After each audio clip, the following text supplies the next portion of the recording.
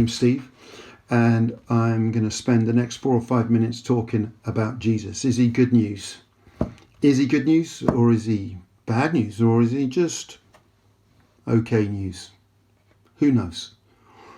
Well, I would say, and I'm doing a series of videos where I talk about the different reasons why he is good news. This is the first one, and the first one is that he brings life.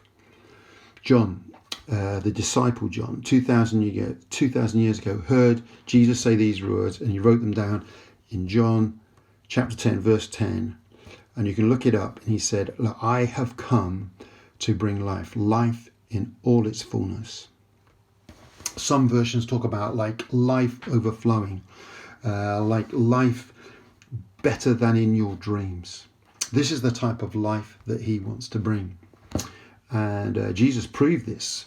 The first thing he did in 3 years before he died on the cross, and before he rose again, was that he was not in Jerusalem, gathering thousands of people around to listen to his message, "I am God."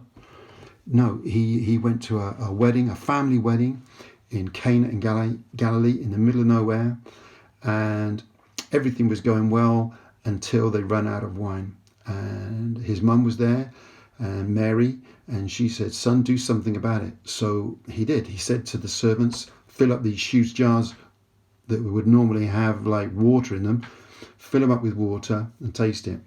And it turned into wine. So the servants gave it to the master of ceremonies. He tasted it and said, "This is amazing. This is really good wine." Normally at a wedding, we have the good wine first, and then the cheaper wine comes out when everybody's sloshed. But you've done it the other way around. This is amazing. How? Why? How? And this is Jesus. This is what he does. He brings life. He saved the day for this family 2,000 years ago. He saved my life now, and he can save your life too. And he has saved my life. He has brought, I said yes to Jesus 40 years ago, and I have no regrets. I have no complaints. Yes, there have been ups and downs, but over that long period of time, I can say, yeah, it's been worth it. I mean, I have this relationship with God that I can pray. I can talk to him. He speaks back. I feel him. I sense him. Not all the time, and I'm not perfect.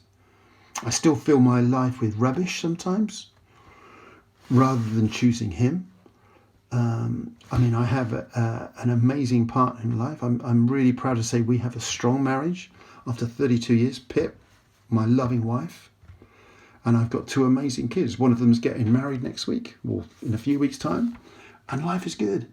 I'm able to walk, to run, to cycle, to play tennis. I'm looking forward to playing squash and racquetball soon as well.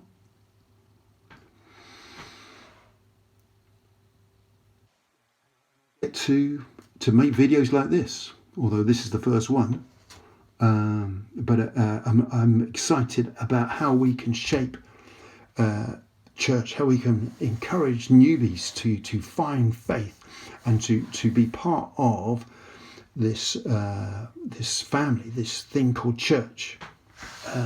We're just reimagining what it can look like. But, life can be hard. I wouldn't say my life is, well, it's pretty easy, let's be honest. But, I've lost my mum, I've lost my dad, I've lost my brother. My health is not brilliant. I've got chronic lymphocytic leukaemia. I've got a sleep apnea machine. I've got high blood pressure. And I've got a touch of asthma. It's not been easy. Pip's had a number of operations that have been like really difficult.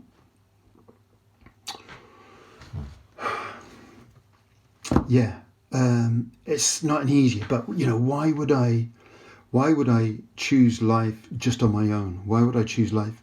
Why wouldn't I do it with Jesus? Because I can make decisions and do things that are good and healthy, but I've got God as well who's with me. Why wouldn't I want him to help me out?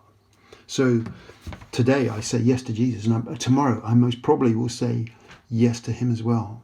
And you are invited too to say yes. Do you want to receive this life? Do you want to say yes to Jesus?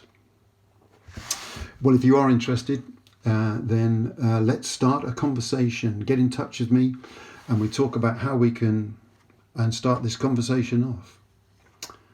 Thanks very much for listening.